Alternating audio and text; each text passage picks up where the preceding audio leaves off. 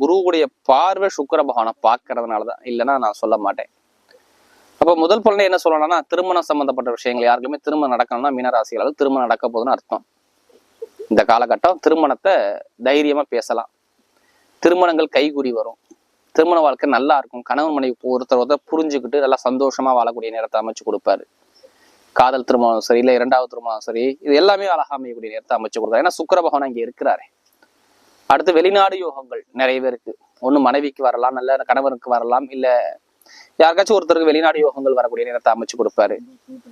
வெளிநாட்டுல வேலை போய் பாக்குறக்கூடிய நமக்குலாம் வேலை உத்தியோகம் நிரந்தரமா ஒரு தலைமை பொறுப்புக்கு போவீங்க. ஏன் தலைமை பொறுப்புக்கு போவீங்கன்னா, சூரிய பகவான் பாருங்க உங்க 6ஆம் இடத்துல இருக்காரு. சூரியன் இருந்தாவே ஒரு 10 பேரை வச்சு வேலை பார்க்கக்கூடிய தகுதி உண்டுன்னு அர்த்தம். அப்ப ஏதாச்சும் நீங்க ஒரு ப்ரொமோஷன் வெயிட் பண்ணிட்டு இருக்கீங்க, வெளிநாட்டை வேலை பாக்குறேன், நான் ப்ரொமோஷன் வெயிட் பண்றேன், வேற கண்ட்ரிக்கு மாறணும், இல்ல வெளிநாடு போகணும், இல்ல வேலை உத்தியோகத்தை சேஞ்ச் பண்ணணும் அப்படிங்கிற மைண்ட் செட்ல உள்ளவங்கன்னா கண்டிப்பா இப்ப சேஞ்ச் பண்ணக்கூடிய